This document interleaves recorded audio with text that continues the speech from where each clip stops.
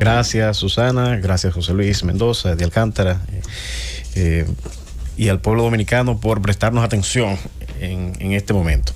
Miren, uno se sorprende cuando analiza y profundiza en las imputaciones, en el estudio de las imputaciones que se están formulando y las conclusiones a las que se arriba en cada momento, cada vez que encuentran nuevos documentos y nuevas evidencias.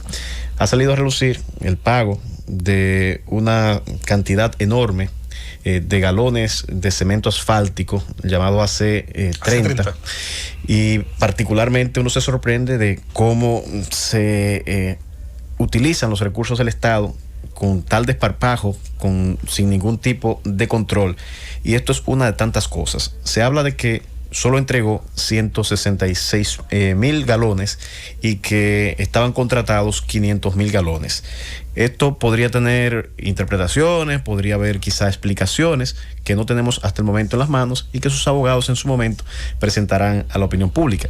Pero este es solo un ejemplo de tantas situaciones más que están reseñadas en esa investigación, en una institución, en otra institución y en casi todas las instituciones del Estado se han identificado irregularidades. Y uno se pregunta, ¿es solamente cuando hay un cambio de gobierno que va a ocurrir este tipo de investigaciones? ¿Solo van a salir a la luz pública los actos de corrupción cuando se cambie de partido político?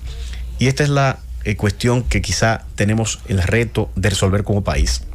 Tenemos que sembrar instituciones que funcionen, independientemente de quién sea que esté dirigiendo los destinos del país. Llámese Luis Abinader, llámese Danilo Medina, llámese Leonel Fernández, llámese como se llame, el que sea presidente de la República. Si en una gestión de gobierno alguien se tuerce, sea un ministro, sea un director general, sea un simple gerente, sea el mismo presidente de la República, debe existir en nuestro país, debe generarse en nuestro país las condiciones para que sea investigado y sea procesado y que no se tenga que esperar 5, 6, 7, 8, 20 años. Solo al final de largo periodo de gobierno, de los gobiernos del PLD, es que hemos tenido el chance y la oportunidad, luego de tantas denuncias y de tantos reclamos por los evidentes actos de corrupción que se cometían. Eso no puede continuar. Tenemos que generar las reformas necesarias. Tenemos como país que estar más vigilantes de esta situación y hacer conciencia, porque ese clientelismo que muchas veces acompaña al continuismo y que es el sustento de ese continuismo, precisamente muchas veces es la base de esa corrupción. O esa corrupción lo alimenta o alimenta esa corrupción a ese clientelismo. Tenemos que crear, y reitero, esos mecanismos que de alguna manera nos hagan, primero, castigar, perseguir y sancionar a los responsables de esos actos de corrupción. Pero segundo, y quizá más importante, entender como sociedad que muchos de esos recursos que se drenan del Estado se usan para perpetuar en el poder un partido político o un proyecto político determinado. ¿Cómo se hacen las campañas de un candidato a diputado, de un candidato a senador, de un alcalde? ¿Cómo se hacen las campañas presidenciales? ¿Cuáles son los recursos que se utilizan? ¿Son las propuestas las que prevalecen en el escenario político, en la competencia política? Cuando cualquier ciudadano decide aspirar a una posición pública, lo primero que se le pregunta es ¿cuántos millones tú tienes en tu cuenta bancaria? ¿De qué medios tú dispones para aspirar a esa posición? Y una vez se lanza, el primero en preguntarle ¿dónde está lo mío? Es quizá ese ciudadano que muchas veces se queja de esos actos de corrupción. Tenemos que hacer conciencia, tenemos que entender que esos recursos no vienen de la luna, que esos recursos vienen de algún lugar. El primer criterio de calidad, escúchame con tu comentario, el primer criterio de calidad de la democracia es el individuo. Lo que pasa es que es un discurso que aquí no cala porque nos gusta la idea del colectivo, para empañetar la responsabilidad. Esa es la teoría del empañete que yo tengo. Eso ha funcionado para quitarle a la gente responsabilidad, para venderle esa idea. Y ese es el problema ahora mismo de la cultura política dominicana. Y ahí es que precisamente va dirigido nuestro comentario. no se logra un cambio significativo en estos temas si no hay un cambio en la conciencia ciudadana. Hoy estamos logrando los resultados que se tiene de una procuraduría en principio independiente, porque el reclamo popular, la indignación popular llevó a que fuera una promesa de campaña lo que finalmente cumplió Luis Abinader. Y esa conciencia ciudadana tiene que trascender e ir más allá y no esperar que tan solo sea que se tengan presos, porque al fin de cuentas están presos.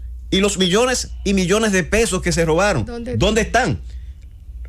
¿Qué por ciento de esos recursos que se sustrajeron del erario público vamos a poder recuperar?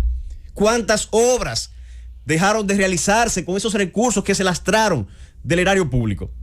Lo que tenemos es, como sociedad, que reclamar esto que estamos diciendo, crear mecanismos de control suficientes para que tan pronto ocurra cualquier desliz, cualquier desviación, pueda detectarse.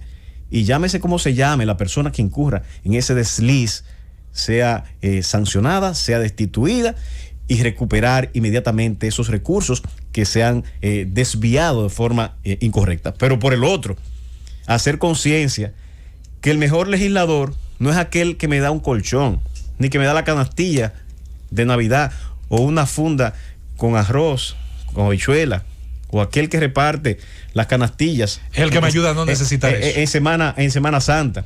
Tenemos que hacer conciencia como sociedad de que esa muchas veces es la base de esa corrupción que tanto criticamos. Un cambio significativo en el tema de la transparencia debe venir necesariamente precedido de un cambio en la conciencia ciudadana. Es esa conciencia ciudadana la elevación de esa conciencia ciudadana es la única que va a obligar a aquellos que vayan y que están actualmente dirigiendo los destinos del Estado, que ocupan posiciones de importancia y de relevancia, a actuar de alguna forma con transparencia, a cumplir con los estándares que como sociedad todos aspiramos. De manera pues que en este sentido llamamos a que continuemos como sociedad impulsando estas reformas, impulsando estos cambios, y a las autoridades actuales que no incurran de alguna forma en esos vicios que de cierta manera se suele repetir cuando las ambiciones de poder desmedida hacen buscar en la desviación de fondos públicos para invertir en campañas electorales, hacen de alguna manera desviar esas metas que inicialmente se tienen cuando se alcanza el poder, para luego tener metas que no son las que inspiraron su ascenso al poder. Esperamos que la sociedad dominicana siga vigilante y que este inicio de la persecución de la corrupción que se ha tenido se mantenga, y que se impulsen cada vez más cambios que permitan perseguir la corrupción, no solamente del pasado, sino de los mismos gobiernos que están ejerciendo el poder.